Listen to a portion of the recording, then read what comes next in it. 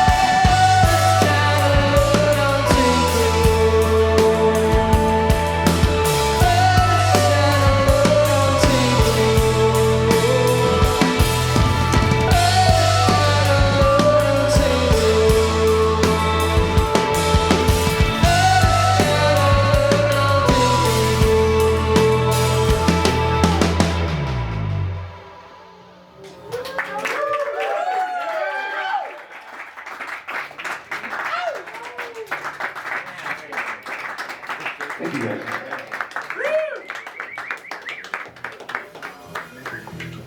How you feeling? Feeling good? You guys got full drinks? You got libations? You got a cushion to sit on?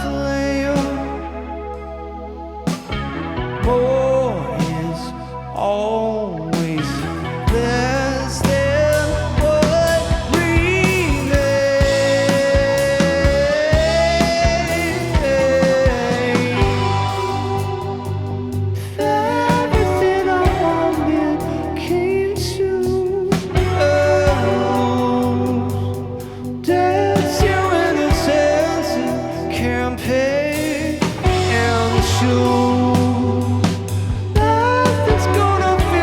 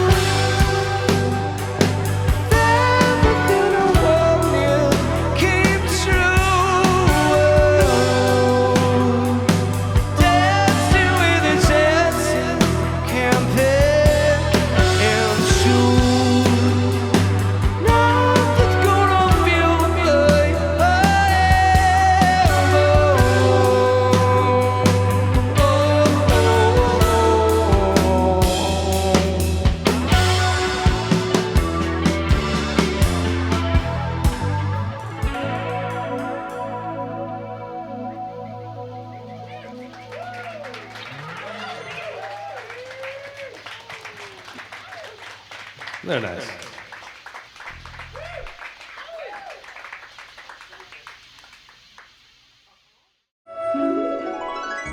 Dusknote, that was truly an incredible journey. Adam, I'm most familiar with your work as the drummer of the metal ska fusion band Ninja Spy. Oh, okay. What inspired you to start Dusknote? It's kind of been brewing behind the scenes for, I don't know. I mean, I started playing guitar and drums at the same time when I was a kid. So, guitar playing has always been something that I actively have done, and songwriting is something I always have actively done. Prior to the pandemic, or probably just before that, I was touring kind of full time, like making a living on the road, touring with former Misfits singer Michael Graves. And it was at that time where I was like, I knew that I wanted to, like, I love playing drums, but playing drums for other artists was only so satisfying. And I knew that I had to give it a shot. I had to like come home from those tours. And when the pandemic happened, it was the perfect time to like, okay, let's, write a bunch of songs and like really actually focus on this project. So yeah, I mean, a lot of people probably write songs, but don't feel very confident about them. And that was me for a long time. But at some point I felt, hey, I think these songs are actually good enough that I want to show people. And yeah, once I decided that, I was like, okay, well, if you believe in the material, then make a go of it and actually start doing it seriously. Do you think Dusknote would have come to be if the pandemic didn't happen?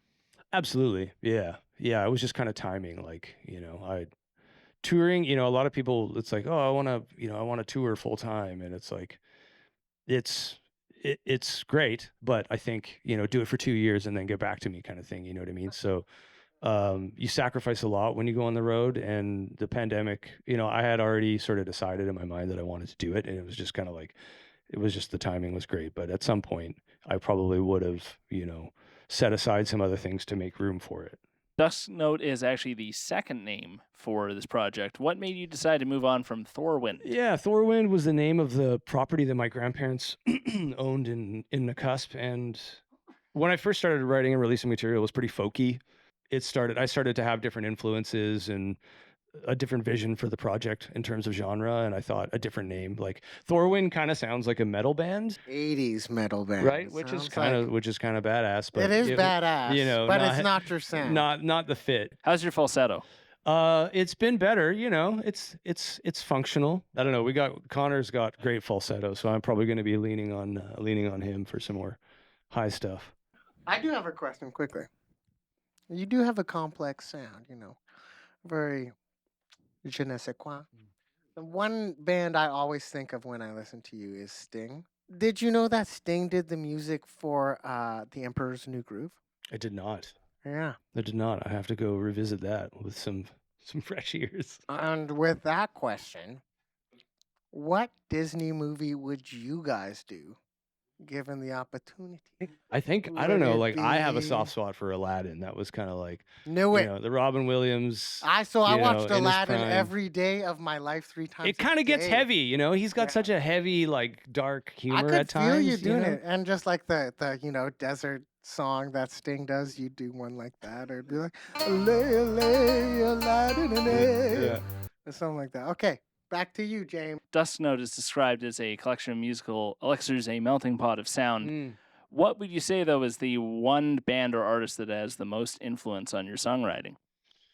Currently, I would say like the band that I have been the most influenced by lately is a band called Orion's Belt from Norway. They say that they sort of base a lot of it's instrumental. It's kind of psychedelic, kind of jazzy, but like they say that they base it off of like 70s Nigerian psychedelic rock. They're actually coming to town in the spring. Highly recommend going to see them at the Biltmore. So they're still like playing small venues, but they're incredible. That's the time to see any band, in my opinion, when they're still playing like smaller venues or like theaters. I saw Snoop Dogg. And how was that, Mark? He only played half the show. He had other guys rap. Adam, you write, record, and produce all your own material. How do you find the right people to fill out your band and bring your music to life? So thus far, it's I do the writing, but Dan has engineered and mixed and co-produced every release that I've done so far at his studio, Park Sound Studios in North Van. So it's not like I'm definitely not I'm not doing it all alone. And I think it's definitely been a solo project thus far in a lot of ways, but I've got a great team of people, and we're working towards being more collaborative. Every band that I've ever played in, that wasn't a job, or that I wasn't being paid as or hired as a drummer, was super collaborative creatively. So I think there are benefits to it being a solo project, but I also know the power of collaboration and the special things that can come out of that. So we'll see. The future might look different. Speaking of the future, to date you've released really just a handful of singles. Yeah. When can fans expect to hear an EP or an album? Yeah, that's a good question. Sort of been working on that. The dream is to record a full length LP, like 10 songs, and release that slowly as a bunch of singles. Having a solo project, as someone who's, my entire career, I was a drummer and a freelance drummer. Switching gears to being a songwriter and having a solo project it's uncharted territory for me in a lot of ways, which is great, but there's a lot of challenges, and I still have another business that I run to pay my bills and everything too. So yeah, things move slowly, but the goal is to record and release a full-length record in 2025. Awesome. Well, we can't wait to hear that whenever that comes out, hopefully next year. Yeah, I mean, the 3 songs that we played tonight are all unreleased and will be on that record. So you definitely, I mean, the arrangements might change a little bit depending on, what happens, but, you can already listen to those songs, here at Once More with Feeling. There we go. We got the live versions. It's got the alternate takes. Yeah. That's Plug. exciting. Just got one final question, and this is for everyone in the band. Who is your favorite Vancouver band or artist? Yeah, I'm serious. Mine is Laloon. I wish they were here. I really like Postmodern Connection. Yeah, they're right up my alley in terms of sort of like a lot of bands that I've been listening to, and they're such humble, great dudes working hard, and yeah, great band. Surprise, motherfucker. Oh, he's got a I mic. know, Oh, right? shit. I was ready for that. Oh, damn. Just be safe. Yeah, pass it. They're actually no longer a band in Vancouver, but Shui was my favorite. Oh, fuck. Shui, like their production and that album they released. Oh my god. Did they take it from Batman Beyond? Shui? Like, that's so Shui, that's on Shui. That's Like, Batman Beyond. oh, come on. Yeah, watch Batman Beyond. And then get the Shui reference. Yeah, get the Shui. Yeah.